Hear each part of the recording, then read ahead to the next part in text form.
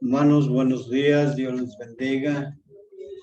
Es un privilegio, un placer para este servidor de ustedes el estar este día en este lugar.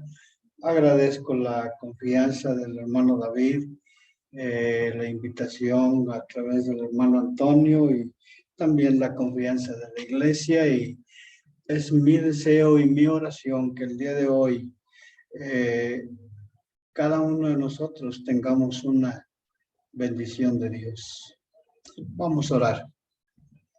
Padre, te quiero dar gracias en esta hora y quiero pedirte, Señor, principalmente que tú bendigas tu palabra, que, Señor, tomes control de toda la exposición, que tu Espíritu Santo sea quien nos dirija, nos guíe, nos ayude, nos cuide y sobre todo quien haga que en nuestro entendimiento tengamos iluminación para conocer, Dios, todas esas verdades que tú tienes para nosotros a través de tu palabra, y sobre todo para que, Señor, nos fortalezca también para poder poner en práctica en nuestro andar diario todo lo que, Señor, tú tienes para nosotros. Padre, bendice a esta iglesia. Te damos gracias por ella, porque está en este lugar. Señor, bendice el ministerio del pastor David. Gracias, Señor, por tenerle aquí. Y, Señor, también pedimos por su pronto regreso a este lugar. En el nombre de Cristo Jesús pedimos todo esto. Amén. Amén. Hermanos, hoy es 26 de diciembre, último domingo de este año, que está prácticamente a 5 días de concluir, de terminar, y quisiera compartirles mi deseo, mis oraciones para los que escuchan este mensaje, que realmente tengamos un propósito, un buen propósito para este año 2022 que continúa. Es necesario, hermanos, hacer propósitos que sean alcanzables en primer lugar, y sobre todo propósitos que estén dentro de la voluntad de Dios. El propósito del mensaje de hoy es que podamos mantener limpio, puro, en santidad nuestro templo, y de esta manera entender que Dios quiere cada uno de nosotros. Es una demanda de Dios que tengamos un templo puro, un templo santo. Dentro de la Biblia nosotros podemos ver que a través de la historia Dios ha estado habitando con el hombre de diferentes maneras. Desde el principio habitó con Adán en el huerto de Edén. Lo vemos habitando con el pueblo de Israel en medio de todo su peregrinar a través por aquel desierto, a través del tabernáculo. Después lo vemos ya sentados dentro de la herencia, de la heredad, de la propiedad que Dios les dio en la tierra de Canaán, a través del templo construido por Salomón. Después del cautiverio, a su regreso, lo vemos en el templo de Zorobabel, y así llegamos hasta el templo que estaba construido durante tiempos del Señor Jesucristo, construido por el rey Herodes el Grande, unos 60 años antes de Cristo, terminado alrededor del año 20, y que duró en funcionamiento hasta el año 70 después de Cristo. Pero, hermanos, Dios no solo ha habitado en edificios, Dios también ha habitado en otro tipo de templos, y estos son los que el día de hoy me interesa que aprendamos. El primero de ellos, Dios habitó en este mundo, en el cuerpo del Señor Jesucristo. La Biblia dice claramente que aquel verbo fue hecho carne y habitó entre nosotros y vimos su gloria como la del unigénito del Padre. Amén. Pero también tenemos que Dios habita en estos templos materiales donde se reúnen las iglesias locales del Señor Jesucristo. Y ahí donde estén 2 o 3 reunidos en mi nombre, ahí estoy yo en medio de ellos. Y también vemos que Dios, al estar en medio de cada uno de nosotros, habita no solamente en el templo, sino habita también en la gente, en los creyentes, en los que de alguna manera, al haber conocido la palabra de Dios y al haber creído en ella, hemos sido regenerados por medio de esa obra del Espíritu Santo en nuestras vidas, dándonos un nuevo nacimiento, una nueva vida. Y de esta manera tenemos que cada uno de los hijos de Dios es un templo del Dios viviente. Amén. ¿O acaso ignoran que nuestro cuerpo es templo del Espíritu Santo y que ya no somos de nosotros mismos, ya no somos nuestros, porque ahora somos de Dios, porque Él nos ha comprado por precio? Así que, hermanos, glorifiquemos a Dios en nuestro cuerpo y en nuestro espíritu, los cuales son de Dios. Este templo particularmente es al que me quiero referir el día de hoy para conservarlo puro y santo para nuestro Dios. Que este sea nuestro propósito en este año que comienza en 6 días. Estaremos celebrando el nuevo año y debemos comenzar por tomar decisiones correctas y adecuadas y de esta forma tener el propósito de los 365 días del año y los que continúen mientras nos dé Dios vida en este mundo, conservemos puro nuestro templo. Estas son algunas de las lecciones que aprendemos del pasaje del que se le ha dado lectura en el Evangelio según San Juan, en el capítulo 2, del versículo 13 al 25. Dios, el Señor Jesucristo, humanamente, ahí hizo una limpieza del templo. Y hermanos, podemos compararlo a nuestro templo y a la limpieza que Dios hace desde el principio, desde que cada uno de nosotros tomó la decisión de recibirle, y desde ahí, cuando dice que nos limpia de todo pecado, y la sangre de Jesucristo, su Hijo, nos limpia de todo pecado. El tiempo de esta limpieza, y es necesario entenderlo muy bien para no confundir, hay algunos pasajes que parecieran ser paralelos y parecieran ser iguales, pero son eventos diferentes.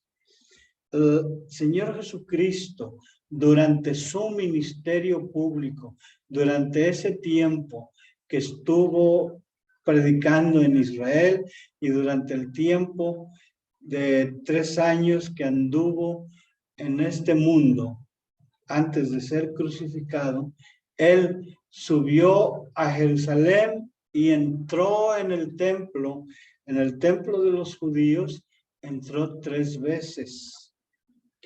El templo de los judíos para ellos era el centro de su vida social, de su vida espiritual, de su vida relacionada con Dios, era realmente el todo de su vida en todo sentido.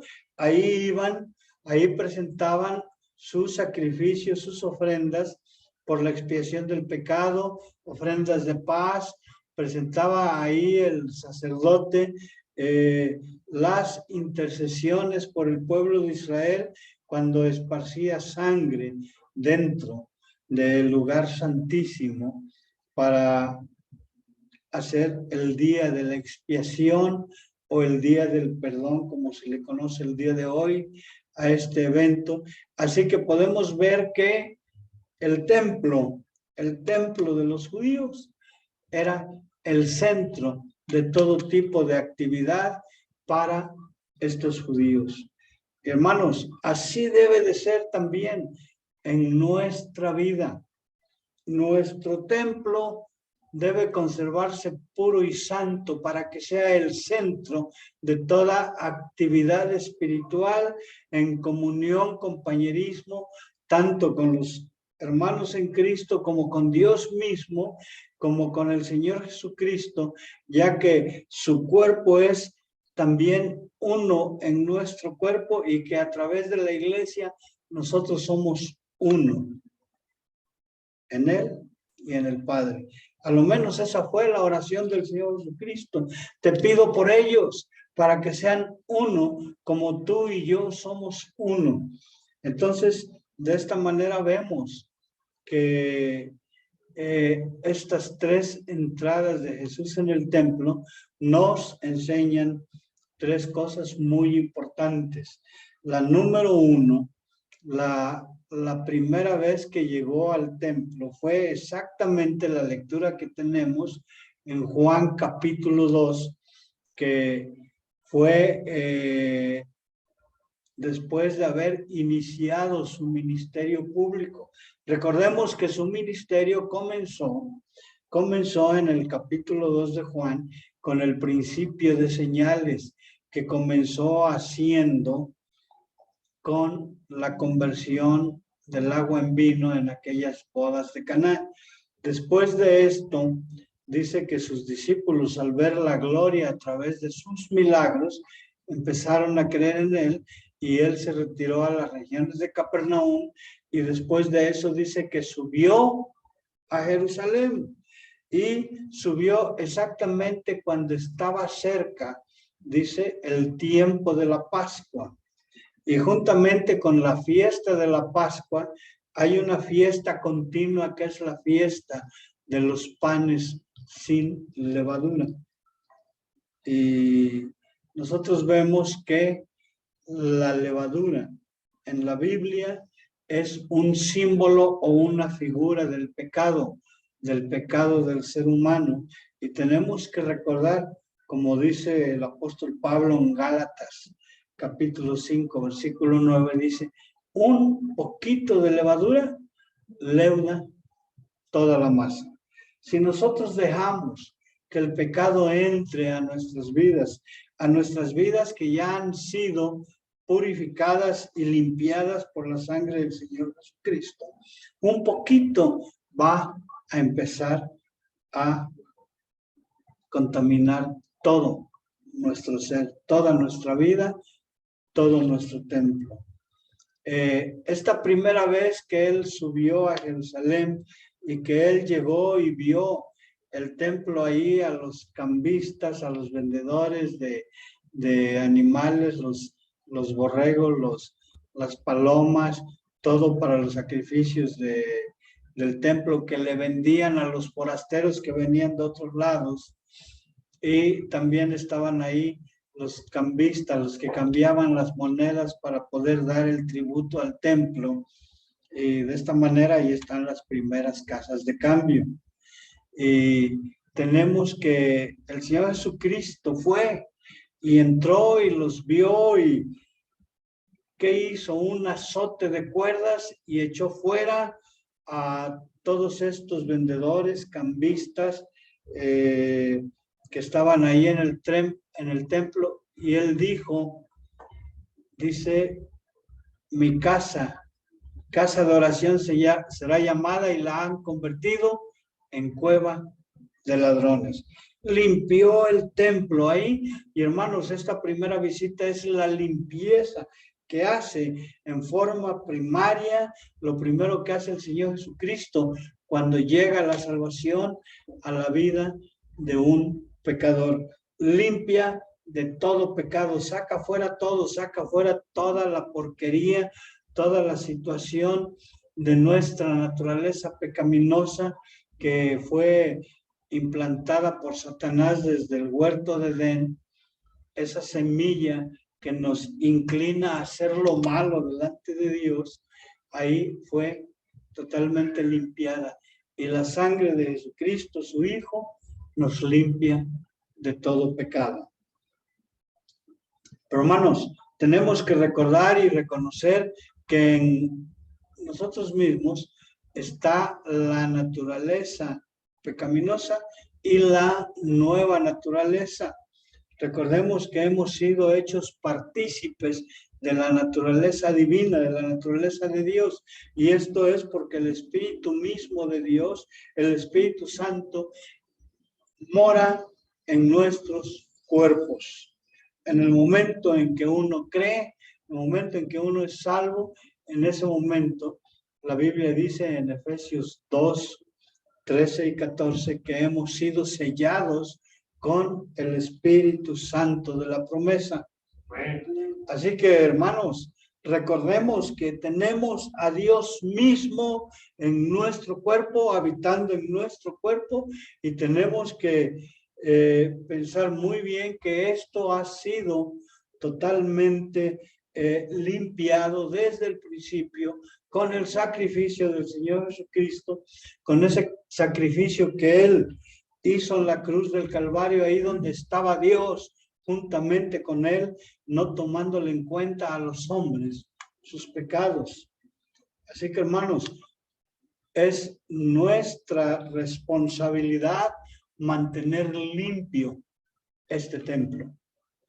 Su cuerpo, mi cuerpo, su vida, mi vida, la vida de cada uno de los hijos de Dios se debe de mantener pura de la manera como el Señor Jesucristo los desea. El Señor Jesucristo desea que nosotros tengamos una vida en santidad.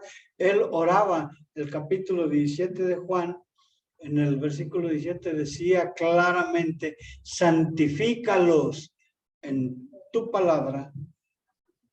En tu verdad, perdón, tu palabra es la verdad. Santificar quiere decir estar limpios, separados de todo tipo de pecaminosidad, de todo tipo de manifestación del viejo hombre. Tenemos que recordar que nosotros ahí, al ser salvos, hemos sido hechos una nueva criatura, una nueva creación, creados en Cristo Jesús. Y además dice que si alguno está en Cristo, nueva criatura es. Todas las cosas viejas han pasado. Nuestra pecaminosidad, nuestra naturaleza pecaminosa, todo eso, Dios lo ha dejado atrás, lo ha perdonado, nos ha dado una vida nueva y nos ha dado en esa vida nueva a su Espíritu mismo para que habite en nosotros.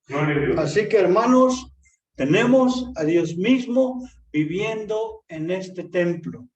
Como dije, mi cuerpo, su cuerpo, cada uno de nuestros cuerpos, y debemos nosotros mantenerlo limpio porque ese es el deseo, la voluntad del Señor Jesucristo. Hermanos, en segundo lugar, el Señor Jesucristo entró en el templo en una segunda ocasión, casi al final de su ministerio. Podríamos decir que al principio de la última semana de su vida aquí en esta tierra. ¿Cuándo fue esto? Cuando Él llegó cerca de Jerusalén, desde el Monte de los Olivos, cuando vio a Jerusalén, cuando lloró por ella, cuando dijo y clamó: ¿cuántas veces he querido juntar a tus hijos, así como la gallina junta a sus polluelos? Y dijo: oh, si conocieras lo que significa para tu paz este día. Y ahí estaba, y él descendió montado en un burrito. Y un pollino es el cachorro del asno, un burrito que nunca había sido montado. Perdón. Y él entró de esa manera en Jerusalén. Cuando la gente se iba sobre él, le tendía ramas, lo ponían como una alfombra, echaban sus mantos. Y de esa manera le estaban reconociendo como el hijo de David, el rey de Israel, y decían, Hosana, Hosana, bendito el que viene, en el nombre del Señor. Y de esa forma, él llega y dice que entra al templo. Esta es la lectura que hicimos del Evangelio según San Marcos. Marcos capítulo 11, en el versículo 11, vemos que ahí en ese momento, él entra al templo, pero no hace nada, nada más echa una mirada, diríamos una ojeada, ve para todos lados y se sale. Y de allí va hacia Betania y al siguiente día regresa a Jerusalén.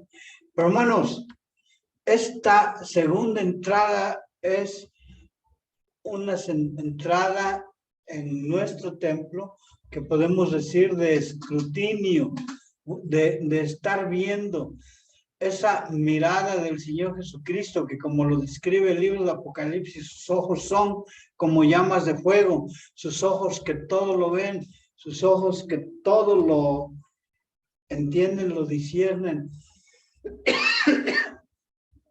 Recordemos que de él se dice que no se fiaba de nadie porque él conocía las intenciones del corazón del hombre. Y hermanos, en esta ocasión vemos al Señor Jesucristo viendo nuestras vidas, viendo nuestro templo, viendo lo que somos, y valdría la pena preguntarnos con toda honestidad y sinceridad delante de Dios qué es lo que Dios está viendo en nuestras vidas, con esos ojos escrutadores que todo lo penetran, todo hasta lo más profundo de nuestros corazones, de nuestro ser, de nuestras vidas, todo está a la vista de Dios. ¿Qué es lo que están viendo los ojos de Cristo en su vida, en mi vida? ¿Qué es lo que están viendo? ¿Qué hay de malo ahí que necesitamos echar fuera, que no podemos aguantar a la mirada escrutadora del Señor Jesucristo? Así que, hermanos, esto nos enseña que el Señor Jesucristo sabe todo lo que somos, lo que hacemos, lo que tenemos, cómo nos comportamos. Antiguamente había un canto pequeño que decía, cada paso que doy por la senda del mal, hay un Dios que me ve. Dios me ve. Mira bien por el camino donde voy.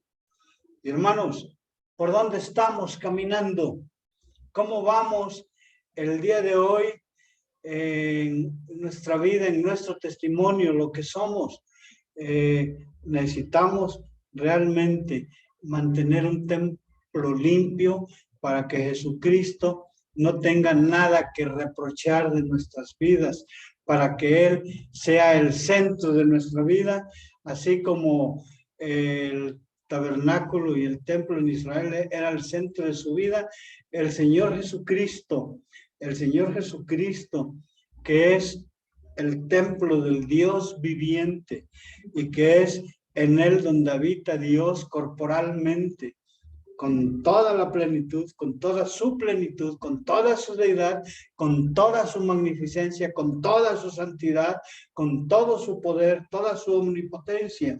Ahí está el Señor Jesucristo, en ese templo que es Él mismo y es al que nosotros debemos de estar asemejándonos. Cada día ir nosotros cambiando, asemejándonos, tomando la forma de su Hijo Jesucristo, conformándonos conforme a la misma imagen que Él tiene, ya que Él humanamente es nuestro gran ejemplo, es realmente aquel que pudo dejarnos ejemplo porque dejó sus huellas para que nosotros le sigamos. Él es nuestro modelo a seguir. ¿Qué modelo está siguiendo, hermano? Sigamos al Señor Jesucristo en todo lo que es, en todo lo que Él nos ha dejado, nos ha enseñado y lo que ha hecho para que nosotros aprendamos y cada día seamos más conformados a su vida, a su imagen. Amén. Esta es la segunda vez que entró en el templo. ¿Qué está viendo el Señor Jesucristo en su vida, en mi vida, en nuestras vidas? La tercera vez, hermanos, fue al siguiente día cuando regresó de Betania hacia Jerusalén y es casi algo similar a lo que vimos en Juan capítulo 2. Volvió a encontrar otra vez a los vendedores de animales, palomas, cambistas y demás. Y volvió a hacer lo mismo, nada más que no permitía que nadie entrara ni saliera. Él volvió a decir de esta manera, la casa de mi padre, casa de oración será llamada, y ustedes la han convertido en cueva de ladrones.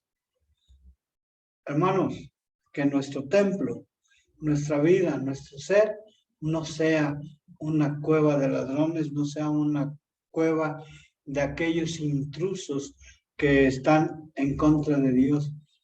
Ideologías falsas, falsas doctrinas, mal testimonio, todo eso que luego se anida en nuestro corazón, idolatrías, que todo eso sea sacado, sea quitado. Hermanos, nosotros vemos que la razón o la necesidad de la limpieza del templo, en el caso de Israel, era porque se acercaba la fiesta de la Pascua y era necesario quitar de todos lados la levadura, porque venía después la fiesta de los panes sin levadura, indicando de esta manera que no tendría que haber nada relacionado con el pecado o con la pecaminosidad del ser humano. Era necesario hacer toda esta limpieza, tanto en la salvación como en la santificación, hermanos, para evitar el pecado en nuestras vidas. Recordemos que un poquito de levadura leuda toda la masa. No dejemos que la levadura entre en nuestras vidas. El Señor Jesucristo quería total pureza, total limpieza. Mantengamos limpio nuestro templo. Que ese sea nuestro propósito. Nuestro propósito no solo para los 365 días del año que entra, sino para toda nuestra vida, la vida que el Señor nos preste mientras estamos en esta tierra, y que hagamos de esta manera lo que Dios quiere que hagamos, que manifestemos, que realmente proclamemos este evangelio de salvación, evangelio que limpia, evangelio que perdona pecados, ese evangelio que da vida nueva y que además nos da una vida nueva en santidad. Así que, hermanos, tenemos aquí que la limpieza es necesaria por causa del pecado, tipificado por la levadura, y es necesario quitar esa levadura de nuestras vidas, de nuestro templo.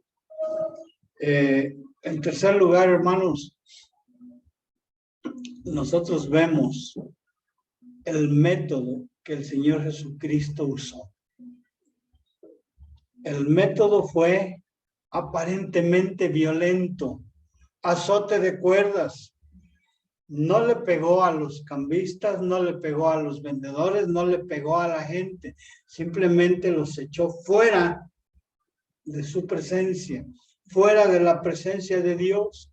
Y hermanos, aquellos que no quieren verdaderamente reconocer, venir al Salvador, estar frente a Él, el que con brazos amorosos y abiertos recibe a todo el que a Él va, porque Él dijo, el que a mí viene no le echo fuera. Ahí tenemos, hermanos, que todos aquellos son echados fuera, ya llevan en sí su propio castigo. Recordemos que el que no cree ya ha sido condenado por cuanto no creyó en el unigénito nombre del Hijo de Dios. Y tenemos que esto nos enseña, hermanos, una parte del carácter de la persona del Señor Jesucristo y de Dios mismo. Jesucristo es la esencia misma de Dios presentado corporalmente en forma humana. Y por eso vemos que parte de su carácter aquí está mostrado.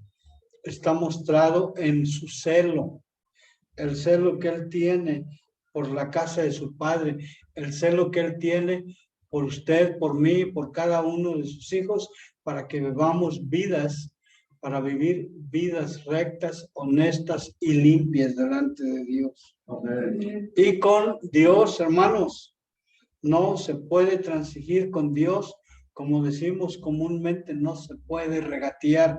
Con Dios no podemos discutir ni empezar a negociar. Hermanos, Dios dice y Dios hace. Tenemos que recordar que Dios está enojado permanentemente contra el pecado y Él no va a pasar por alto la pecaminosidad. De hecho, la pecaminosidad la castigó totalmente en el Señor Jesucristo cuando Él estuvo en la cruz del Calvario, recordando que de esa manera, dice, al que no conoció pecado, por nosotros fue hecho pecado.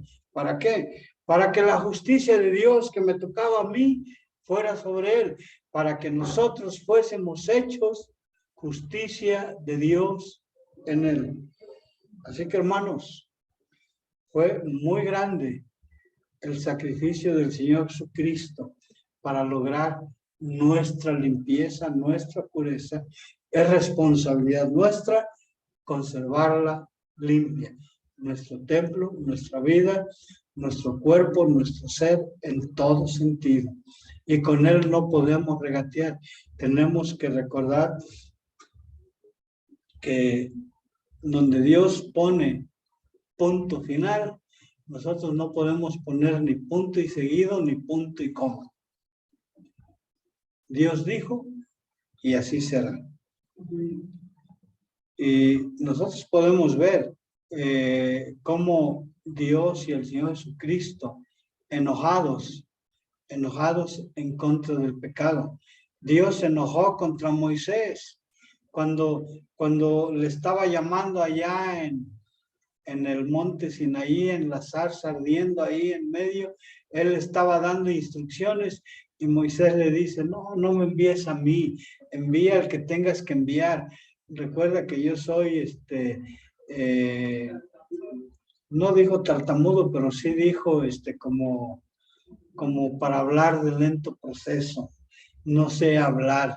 Y finalmente vemos cómo habló Moisés a través de todo el Éxodo.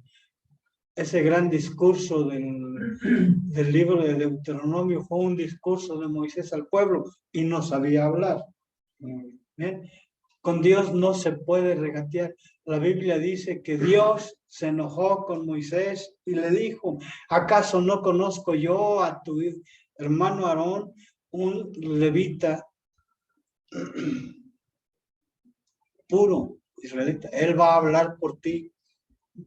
Yo pondré las palabras en ti y tú le dirás a Aarón y Aarón hablará por ti a Faraón. Pero vemos que al paso del tiempo no fue así. Hermanos, con Dios no se puede negociar. Y Dios permanentemente está enojado. Y el Señor Jesucristo enojado hizo ese lanzamiento y ese echar fuera de toda la gente que estaba contaminando el templo. Hermanos, Dios Jesucristo estaba enojado contra el pecado y Él en su malestar, en su enojo, no pecó.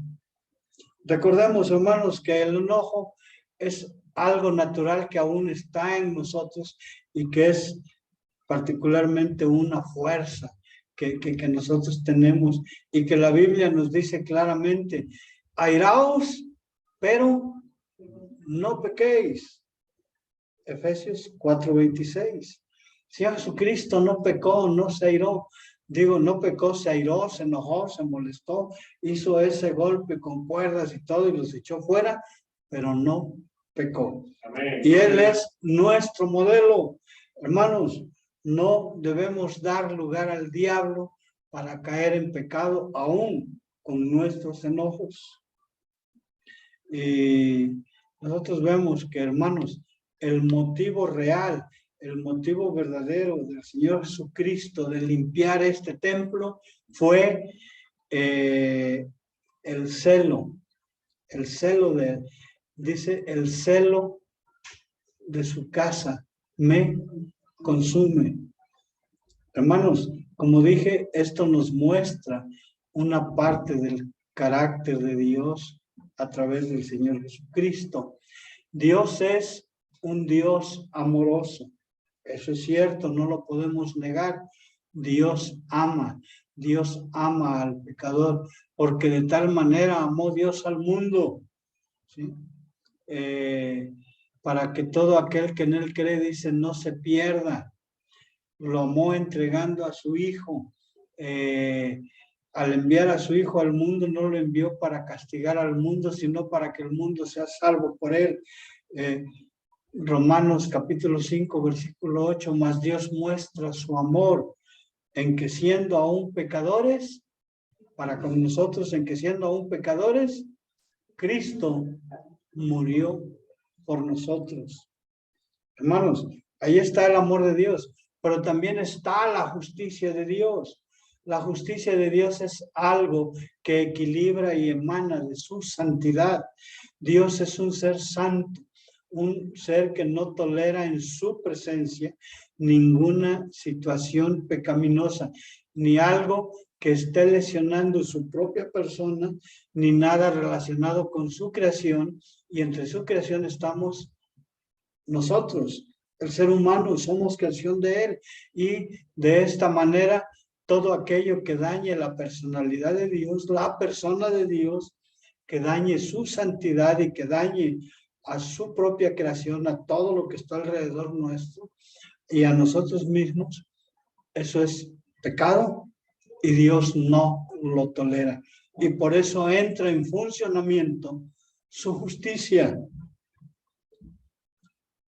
La justicia de Dios, ahí está parte de la personalidad de Dios, y no podemos dejar de explicar estas tres cosas, porque muchos están engañados diciendo y creyendo que como Dios es bueno, y como lo ven así como un anciano bonachón, no como lo cantamos cuando dice, tú eres el anciano de días.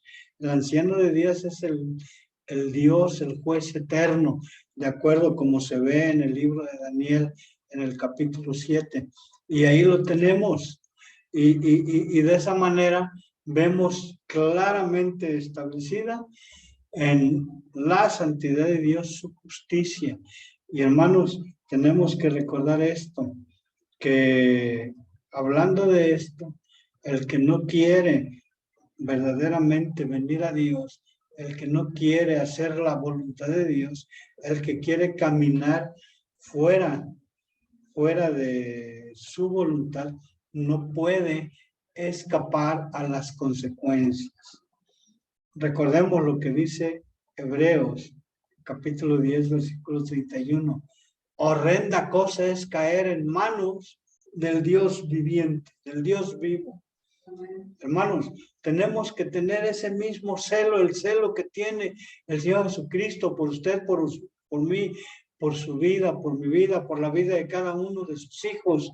Tenemos que ser igual de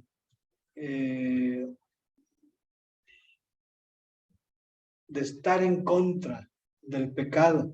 Si el pecado Dios lo ve como algo horrible, como algo aborrecible, como algo que lastima, como algo que daña, como algo que afecta a cada uno de sus hijos, que afecta a la humanidad, que afecta a todos los seres humanos, tenemos que reconocer que para nosotros debemos de ver el pecado de esa misma manera, con esa misma forma terrible, horrible como la ve Dios. Debe de ser nuestra propia perspectiva de cómo vemos el pecado, cómo estamos viendo usted y yo el pecado en nuestras vidas y en la vida de los demás.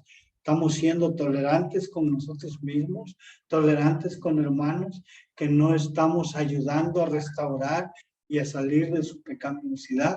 Recuerden que si alguno es sorprendido en pecado, la Biblia dice, tú que eres espiritual, dice, ve y restáurale, dice, no sea que tú mismo caigas. Y si los dos caen, se encuentran allá abajo, caídos, le va a decir uno al otro, hola, igual de pecador que yo. ¿Y quién les va a ayudar a restaurarse estando los dos abajo?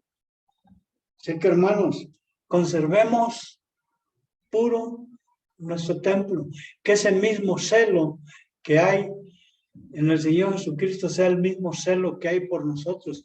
Tenemos que celar este templo, el edificio, porque sea verdaderamente un templo santo, consagrado a la predicación de la palabra de Dios, a la adoración, al compañerismo cristiano, que sea verdaderamente para lo que ha sido dedicado o para lo que ha sido santificado, apartado para todo lo que hacemos en este lugar.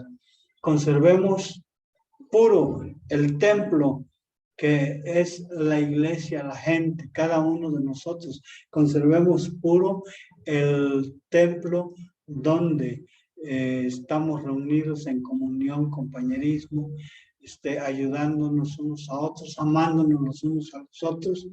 ¿Para qué? Para que la gente vea lo que realmente somos. Tenemos que conservar puro el testimonio de nuestra iglesia. Y la disciplina en nuestra iglesia se debe de exigir, no como un sistema de castigo, sino como un sistema para restaurar vidas a la plena comunión con Dios y con su iglesia.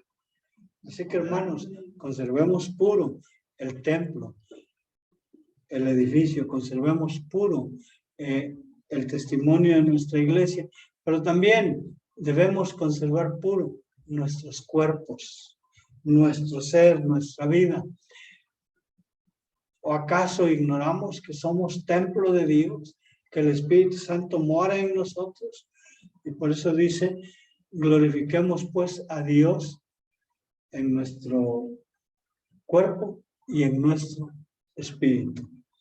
¿Qué está haciendo con estos tres templos que Dios ha puesto a nuestro alcance para que nosotros los conservemos puros? Amén. Finalmente, hermanos, ¿cuál es el resultado de la limpieza? Dice el Evangelio de Juan que muchos creyeron en él por las señales que hacían. Y es más, vinieron algunos para preguntarle con qué autoridad haces esto. Danos una señal de tu autoridad. Y él les dio una señal que fue destruir este templo y en 3 días lo levanto. Obviamente, como lo aclara el mismo apóstol Juan, ahí dice que sus discípulos se acordaron después, cuando fue su resurrección, que hablaba del templo de su propio cuerpo. Hermanos, en base a esto, muchos, dice, creyeron en él. creyeron en Él. Y saben una cosa, si usted y yo, si cada uno de los hijos de Dios permanecemos con una vida limpia, pura, con una vida honesta, con una vida que están viendo los demás, no necesitamos señales, no necesitamos nada. Verán nuestras vidas y querrán preguntar por qué somos así, por qué hacemos, y ese será el más grande testimonio que podamos dar a los que no creen, y ellos van a querer ser igual a usted y a mí y tener esa misma pureza, esa misma honestidad, esa misma limpieza y querer servir a Dios de la misma manera. Y así muchas almas podrán ser traídas a los pies de nuestro Señor Jesucristo. ¿Qué está haciendo con su templo? ¿Cómo lo está conservando? ¿En la pureza que Dios pide? ¿O está dejando que la levadura empiece a leudar toda su vida? Hermanos, hay algunas cosas prácticas para concluir. El Señor Jesucristo quiere que ustedes y yo seamos santificados, santos. Sed santos como yo soy santo, dijo el Señor en el libro del Levítico, y el apóstol Pedro hace referencia en el Nuevo Testamento a ese versículo. Y el Señor Jesucristo quiere que usted y yo seamos santos. Él oraba al Padre por usted y por mí, por cada uno de nosotros, diciendo, santifícalos en tu verdad. Tu palabra es la verdad. Hermanos, y de esta manera, al ver que la palabra de Dios es la verdad y que es la palabra de Dios la que nos santifica, yo creo que para poder conservarnos santos, uno de los buenos propósitos para este año que comienza es tener diariamente lectura en la palabra de Dios, lectura continua, tener diariamente un devocional personal diario o en familia, un devocional que incluya nuestra oración, nuestra adoración a Dios, nuestra confesión, reconocimiento de pecados, donde nosotros podamos pedirle a Dios perdón y de esa manera seguir caminando en pureza. Como dice el mismo apóstol Juan en su primera epístola, que si confesamos nuestros pecados, Él es fiel y justo para perdonarnos y limpiarnos de toda maldad. Seguir de esta manera, en ese devocional debe de incluir un pequeño estudio, un estudio de la palabra de Dios, que si no somos capaces en lo personal de ver y reflexionar o de analizar y escudriñar y sacar nosotros mismos las verdades de la palabra de Dios, hermanos, pues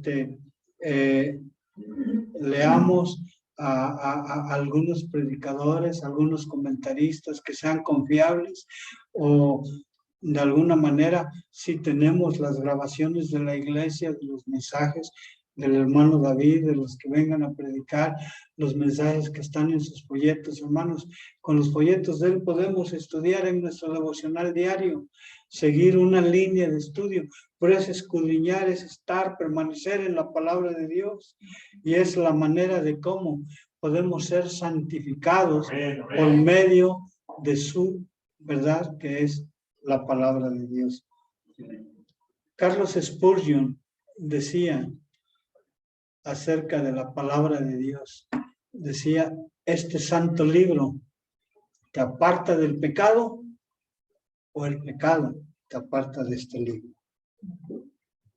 Atendamos a lo que Dios dice a través de su palabra, que es su voluntad, y apliquémosla diariamente a nuestras vidas para mantener limpio nuestro templo. Amén. Hermanos, Dios los bendiga.